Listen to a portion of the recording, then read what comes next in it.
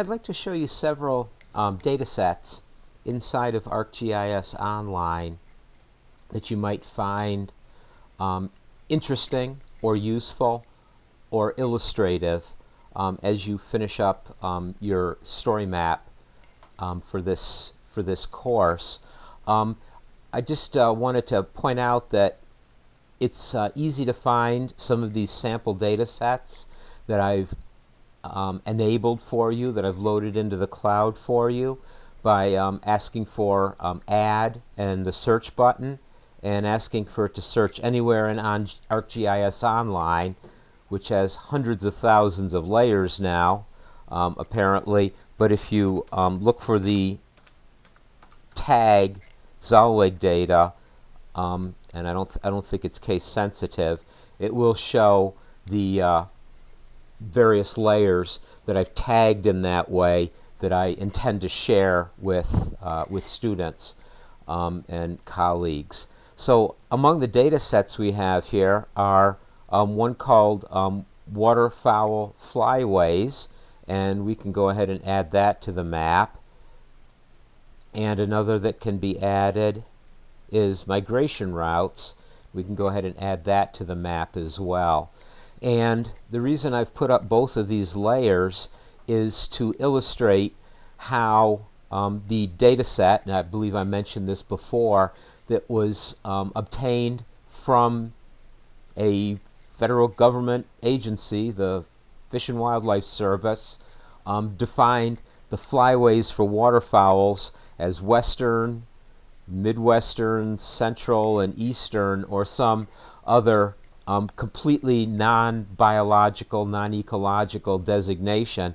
And we can even see state and county boundaries here, so they obviously don't have anything to do with the birds.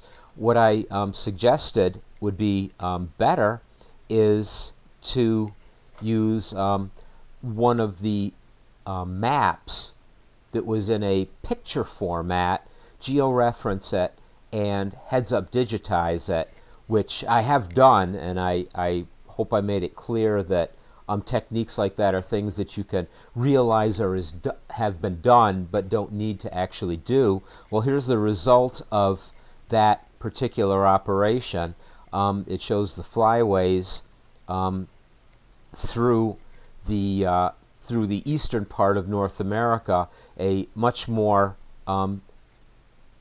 detailed and useful picture of the migration routes than one like this, which actually splits an individual route.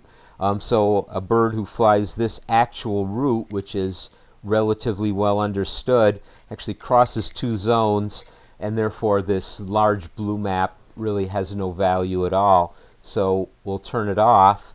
I guess the large blue map may have value to at least one of you, and maybe others, who would like to perhaps present a story map that discusses the evolution of data and how, whilst many people think that everything that needs to be mapped is already mapped and there's nothing new to do, this is proof that just in this one example, in our little course exercise, we discover that the standard data set is not really useful, and we can go and create a new data set. And that point is something that's appropriate to be put into a story map. What this newer version of Flyways illustrates and can be shown is that actually there's one significant migration pathway that passes right over our region. In fact, makes very good use of the all the wetlands and the indentation in the coastline to the north of us, and that leads to more discussion about local areas where people are observing and studying waterfowl. But this altogether, these illustrations lead to a story, an actual exposition of something important about the mapping of migratory birds, the lack of data, what could be better, and how it would look if it were better.